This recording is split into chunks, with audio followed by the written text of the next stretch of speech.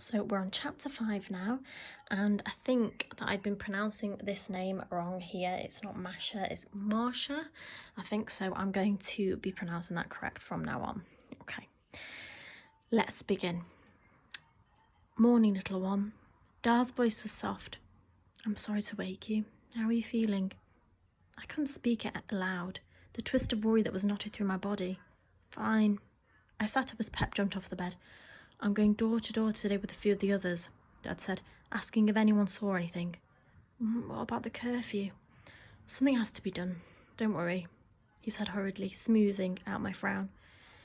We didn't get caught yesterday, did we? And if you have any problems, just call for Marsha out the window. Keep the door locked. I felt a stab of fear at the thought of being left, but Dar was right. Carter deserved justice, and as long as Pep and Miss Law were here, I wouldn't be alone. Before he set out, I bathed his leg and wrapped it tightly. The old scar ran jaggedly from his knee to his ankle, like a red vein. When he jumped aboard the ship in Egypt, he didn't even know where it was heading. For all we knew, we would sail over the edge of the horizon and never be seen again, he explained, pointing to the old maps. Horrible beasts populated the eastern coast, gigantic fish in claws and scales striped like tigers, one-eyed elephants with fangs and tusks sharp as glass, creatures that to the cartographers of old were less terrifying than the unknown. I had always found this strange, preferring monsters to not knowing, but now I understand. The murderer was out there, nameless and faceless. That was more unsettling than if the killer had been revealed to have 4 heads and teeth as long as knives. As Dar left, I hugged him a bit tighter than normal. You'll be safe, Isa, he said. Bolt the door.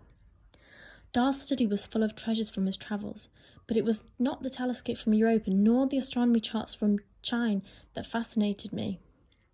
It was what hung on the wall above his desk. Mars map of Joya, made before the banishment, before the governor arrived, even before Dar's family settled here from Afrique, made when the island still floated. Dar said that was if Arinta were real. And of course I knew she was real. She'd have lived in a Joya that looked much like the one on Mars map. Pep leapt onto my lap and settled down as I gazed up at it. The fabric, a pale brown worn thin with age and use, was fraying at the edges. The map was basic at best and focused on odd details. Gramera was shown as the tiny settlement it must once have been. The Marisma, the swamp, was stitched in blue thread with the forest circling it. A blue star marked Arintan, the waterfall through which Arinta was said to have descended to meet Yot.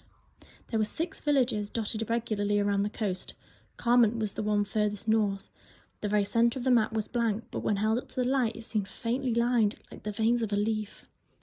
I wondered if the rest of Joya looked like now. Overgrown, maybe. And what about the people the governor had banished when he arrived? And those from the other villages?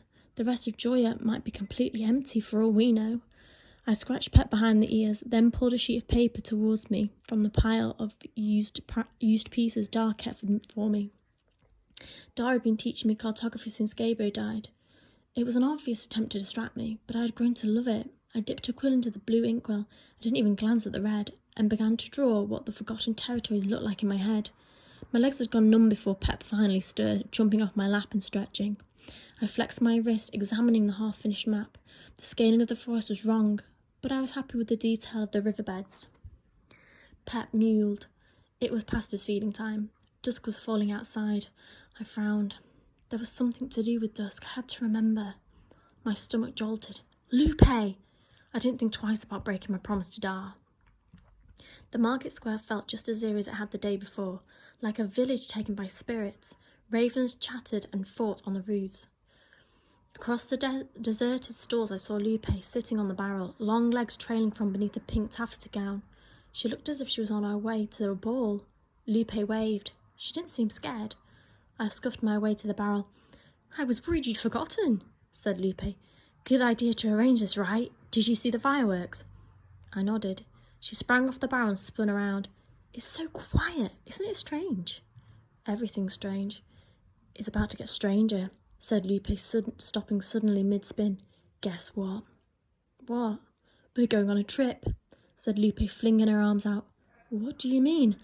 I mean, said Lupe, obviously deflated by my tone, Papa and Mama and I, we're going on a trip to Afrique.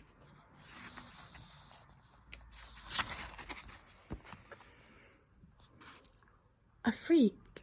I tried to make the words sink in. The governor was leaving. When? Soon, said Lupe happily. But you can't tell anyone. Papa said it's a secret. Only a trip? You're coming back? She nodded, more curls slipping loose from her bun. Papa would have said if not, wouldn't he? Would he? How are you going? Lupe grinned, pleased to have shot me.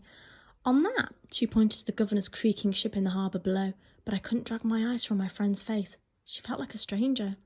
I knew Lupe lived differently to others, knew this made her selfish sometimes, but she was also kind, and normally the silly things she said, didn't make me want to walk away, and wish I had never known her. What's wrong with you? Asked Lupe. I thought you'd be excited for me. What's wrong with you? I hissed. How can you act like this, with Carter gone? Gone where? You don't know, I said, my temper running through me like needles. Why there's no one around? Why there's a curfew? Papa doesn't tell me things like, did Papa forget to mention the detail? Too horrible for his darling daughter to hear. Why are you being so mean? Lupe asked, her lip wobbling. Carter's dead, I shouted, sending Raven spiralling, because you sent her to the orchard and someone killed her. The words, spoken out loud, were shocking to me as they were to Lupe. Her face went almost as pale as her mother's. I didn't know. No, Lupe, you choose not to know. You don't care about anything, anyone outside your life. You don't understand about your father, about Carter, about anything. I do care. I want to know. Tell me. No one tells me anything. We'd never argued before, and Lupe's eyes were bright, but I didn't care. I felt threaded through the rage, as though if I could keep talking, keep hurting Lupe, I would hurt less myself. Because of you sending her to get dragon fruit, Carter was in the orchard the same night as someone bad. Because of you, she's dead and she's not coming back. And because of your father, we won't find who did it. He's too busy sorting out your fireworks to do anything. He won't send a search party through the forest, which is where everyone says the murderer went. The forest? Stuttered Lupe. Why won't he go? Because he's a coward, and rotten right through. Because everyone in your family is rotten. And ever since he came here, everything is rotten. Lupe was crying now, holding her stomach as if I had punched her. My nails stung crescents into my palms. I felt powerful, anger pushing out the fear. My ma died because of you coming here, and Gabo. Your papa stopped us crossing the forest to get medicine, and now Carter's dead too, and you're just running away. You're all running away to Afrique and leaving us with your mess. Well, good. Lupe was holding her arm out to me, but I kicked dust at her skirt. Go. Nobody wants you here. Lupe looked at me, face scrunched up, tears thick on her cheeks, and then she was tripping over her gangly legs, sprinting away towards her house. I kicked the barrel hard, my toe bent back and I gasped, collapsing in the dirt. The anger left as quickly as it had come, leaving a hollowness. What had I done? I hugged my knees, wishing I could take it back, all of it. Lupe hadn't known, hadn't realised. Isabella? It was Pablo, his hand outstretched. Are you all right? I squeezed my eyes shut until I was sure I was not going to cry, then took his hand. He pulled me up so strongly I lifted off the ground. Sorry, he said, then looked down the alley where Lupe had run. Wasn't that the governor's daughter? Lupe, I sniffed. We're friends from school. Friends? Pablo arched his eyebrows. Didn't seem like it. I rubbed my aching toe. I said some things. I heard. Did she say they were going somewhere? To Afrique, on the governor's boat. I stopped abruptly, remembering Lupe had asked me not to tell, but I had said worse things. I should apologise. Don't, said Pablo. Let her calm down. You should get home. I let him propel me across the square, and as we turned up our street, I noticed a livid bruise on his forearm. What happened? He looked down and shrugged. One of the horses kicked me. They're in a strange mood these past couple of days. The goats too. When I left, they were all bunched up against the gate. Why? He shrugged again. Don't tell my ma. She'll be on about omens and the like. It was the longest conversation we'd had in years, but as we fell into the step on the slope, I realised how easy it was to be silent with him too. Like the years and Gabo's death had momentarily spun in on themselves, and we were walking back, 3 of us, after a day by the sea. I wanted to say this, but Pablo's face was set. About halfway up, he said, "We should go quicker. It's almost dark." The sun was falling. Ravens crouched on every roof.